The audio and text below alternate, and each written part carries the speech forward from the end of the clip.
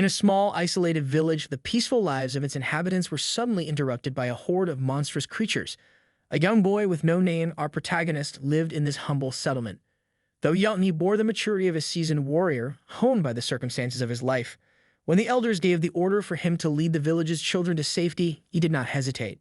The villagers bravely armed themselves, preparing to defend their home as the young boy embarked on his perilous journey. Amongst the screams and clashing of weapons, he led the children towards a nearby cave. However, danger was never far away. A monstrous centipede blocked their path and, to the horror of all, devoured one of the children. Driven by anger and the will to protect, the young boy attacked the centipede with his sword, only to find its skin was impenetrable. Unyielding, the monstrous centipede retaliated. In this critical moment, a child from the group showed tremendous bravery. He chose to sacrifice himself so the boy could lead his younger sister and the rest to safety. Despite the harrowing loss, the boy pressed on, leading the survivors to the safety of the cave. Tragically, the girl soon succumbed to the centipede's poison. Alone and devastated, the boy returned to his village only to find a sight of utter devastation. Everyone, including the brave villagers who stood up to fight, had perished in the gruesome attack. Days later, a man named Skiers happened upon the decimated village.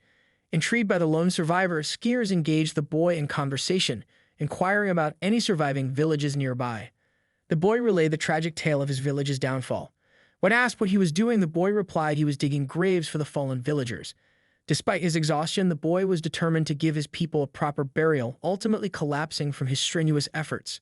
Skiers, moved by the boy's plight, offered him food and listened to his story. Amid their conversations, the boy confided his deepest desire to Skiers. He yearned for a world where people smiled, where happiness prevailed over the ravages of pointless wars between kingdoms. Skiers, taken aback by the boy's words, offered him a sword and a new purpose, telling him that a sword was necessary to change the world. But the path Skiers was about to set the boy on was far from straightforward.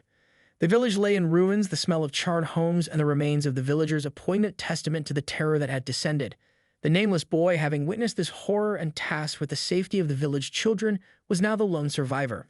His heart ached as he surveyed the destruction. The centipede monster had taken away the life of a brave child who had sacrificed himself and a girl who died of poison in his care. Feeling utterly helpless, he turned to the arduous task of digging graves for his fellow villagers. Days turned into a haze of grief and exhaustion for the boy until a stranger visited the remains of the village. The man introduced himself as Skiers and offered food and conversation to the boy. The boy opened up about his desire to end the pointless war between the kingdoms and to see people happy again. In response, Skiers threw him a sword, stating that he needed a weapon if he truly wished to change the world. The sudden change in Skiers' demeanor caught the boy off guard.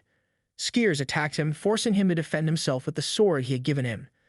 The boy initially thought this was just a form of training, a way to teach him how to protect himself against monsters. But Skiers' insistence and aggressive approach made the boy question his true intentions. A brutal spar ensued, with Skiers repeatedly attacking and the boy consistently being pushed back. Skiers inflicted a small cut on his face. News of the demise of the village reached the Kingdom of White, where Queen Iris and her advisors were concerned about the increasing threat of the monsters. An elf named Valis, upon hearing about Skiers' death, recognized the sword the boy had and demanded its return. The boy revealed his encounter with Skiers and his subsequent training, which intrigued Valis. Valis questioned the boy's motives, to which he responded that he had a duty to bring about a world worth fighting for. Impressed by his words, Valis acknowledged the boy as his lord, taking him to Skiers' mansion.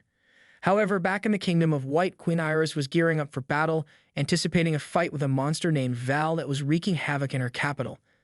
The second part of the tale ended with the boy shouting and declaring himself the Prince of Darkness, stirring a sense of curiosity and fear among those who heard his proclamation. Now recognized as the Prince of Darkness, the boy found himself in Skiers' mansion, awed by the wealth and opulence around him. Valis began teaching the boy the ways of a ruler and a warrior, training him to better utilize his newfound strength. Over time, the boy's physical skills developed as well as his understanding of politics and leadership. Back in the Kingdom of White, Queen Iris was leading her forces into battle against Val, the fearsome monster. Despite their brave attempts, the kingdom's army was struggling. News of this reached the prince, and he decided to help the kingdom, much to Val's surprise.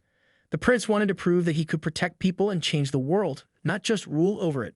Riding a swift horse, the prince arrived at the Kingdom of White's capital just as Val was about to strike down Queen Iris. With a mighty leap, he threw himself between the monster and the queen, blocking the blow with his sword. The force of the impact pushed him back, but he stood firm, eyes locked on the creature. The battle was fierce. The prince fought with everything he had, channeling his grief, anger, and determination into every swing of his sword. With a mighty roar, he drove his sword into Val, vanquishing the monster. The onlookers were silent, shocked and awed by the boy's strength and courage. Despite her initial distrust, Queen Iris thanked the prince for his help. The prince, though, made it clear that he did not fight for her gratitude, but for the safety of the people. His words struck a chord with the queen, who found herself reevaluating her opinion of the Prince of Darkness. Upon returning to the mansion, the prince was met with applause and admiration from the elves who served skiers. The people he saved in the Kingdom of White hailed him as a hero, spreading tales of his bravery and selflessness. Balas, despite his initial doubts, couldn't help but feel proud of the boy he now saw as a leader. Meanwhile, the Kingdom of White was not the only one noticing the prince's actions. News of his exploits reached the other kingdoms as well, stirring mixed reactions. Some viewed him as a potential ally, others as a threat. The stage was set for more conflict, but also for potential alliances. In the following years, the prince matured into a strong and wise leader, gaining respect and admiration from those around him. Despite being the Prince of Darkness, he became known for his fair and compassionate rule, and many began to question their fear and suspicion of the Dark Elves. However, not everyone was happy with the prince's growing influence. The remaining kingdoms, anxious about the power shift, banded together in an attempt to overthrow him. The war was inevitable, and the prince, now a man, prepared his forces for the impending battle. The war was harsh and brutal, a true test of the prince's leadership and resolve. There were moments when it seemed like all hope was lost, but the prince never wavered. His faith in his cause and his desire to protect his people kept him going. In the final battle, the prince faced the united armies of the kingdoms. His forces were outnumbered, but they fought bravely.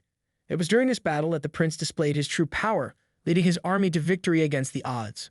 With their armies defeated, the kingdoms were forced to acknowledge the prince's rule.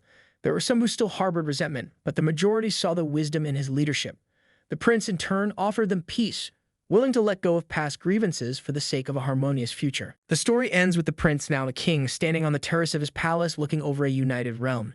He had achieved what he had set out to do, prove that he was more than his lineage, more than the Prince of Darkness. He had become a beacon of hope in a world that had once shunned him, proving that light can be found even in the darkest of places.